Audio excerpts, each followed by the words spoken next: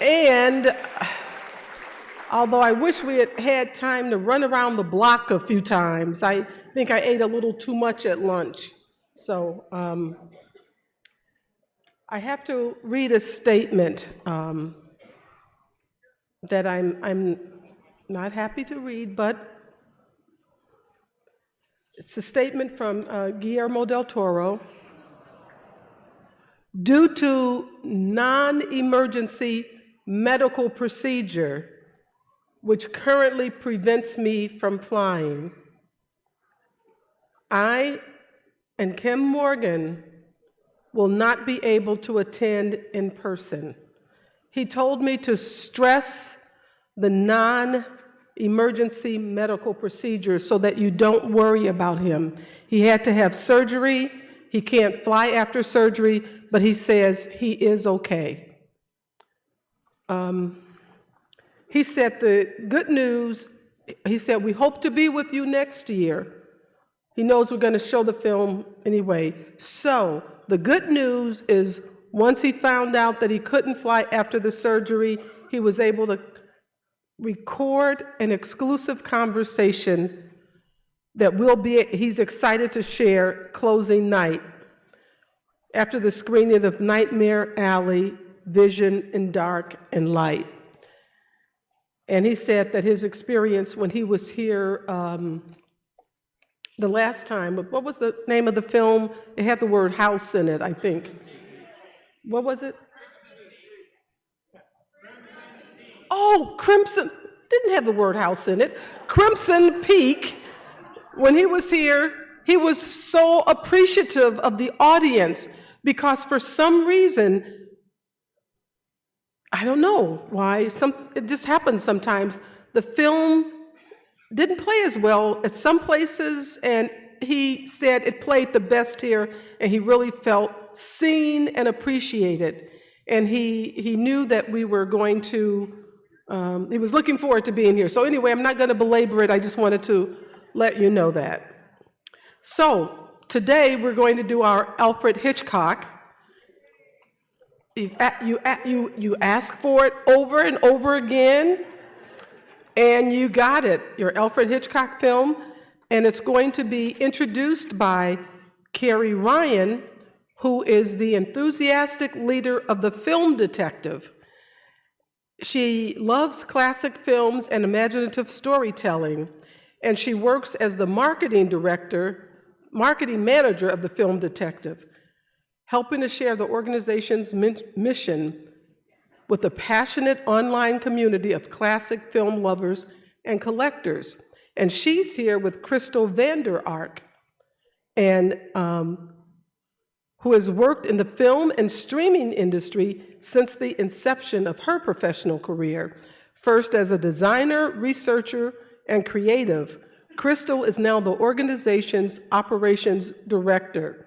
So I met them through Fandor, who's one of our sponsors, and it's actually the boss at Fandor, Phil Hopkins, who, when he said, what's one of the most requested directors that you get? And we said, Alfred Hitchcock.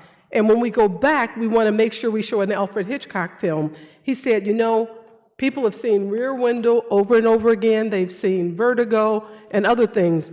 I really think if you want to give them a treat, show 39 Steps. So even though I like his opinion, I had to go and look at Roger's review of it before we said yes, and Roger gave it 4 stars. And what Roger also said about it, he said it's actually a precursor to a lot of the other Hitchcock films. And he said that if you watch 39 Steps carefully, you'll see shots, angles, and plot that tell you kind of like where Alfred Hitchcock was going. So I'm really excited about that. And we have 3 special people to talk about the film afterwards. But first, help me welcome to the stage Carrie Ryan and Crystal Vanden Ark.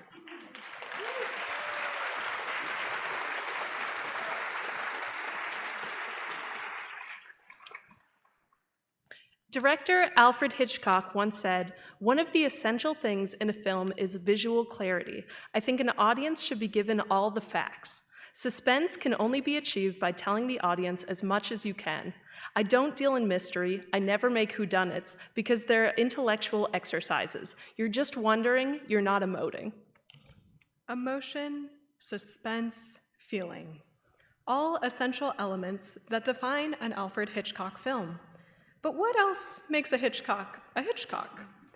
Icy blondes, love triangles, mismatched couplings, a voyeuristic view for the audience, a very British sense of humor? Or perhaps it's the cameos by one of cinema's most recognizable directors. The film we're about to enjoy has all of the iconic elements of a Hitchcock film made multiple decades before Vertigo, North by Northwest, or Psycho ever graced the big screen. Made in 1935, in the middle of his British period, The 39 Steps was originally adapted from the 1915 adventure novel by John Buchan. Though elements vary, the bones remain intact, brought to life by stars Robert Donat, fresh from his starring role in The Count of Monte Cristo, and early Hitchcock blonde, Madeleine Carroll. In fact, due to the two leading stars, whom producers hoped would pique the interest of American audiences, the film cost £60,000, about £20,000 more than Hitchcock's previous film, The Man Who Knew Too Much. Both films helped to legitimize Hitchcock as an international success, with The 39 Steps even being voted by the Examiner as the best British film in 1935. The 39 Steps and other works from Hitchcock's British filmmaking days do differ from his work under the Hollywood studio system. By 1939, Hitchcock had signed a 7-year contract with David O. Selznick, officially making the transition with Rebecca, starring Laurence Olivier and Joan Fontaine. While many thematic elements carry over, adding to his portfolio of Hitchcockian classics, there are subtle tonality differences. While we could wax academic, we think it best to leave it at. The British films are very British. As a testament to Hitchcock's directorial prowess and lasting legacy, The 39 Steps has appeared everywhere from J.D. Salinger's Catcher in the Rye all the way to Sesame Street. And the legacy of Hitchcock himself is no different. Hitchcock has been animated, quoted, and expounded upon.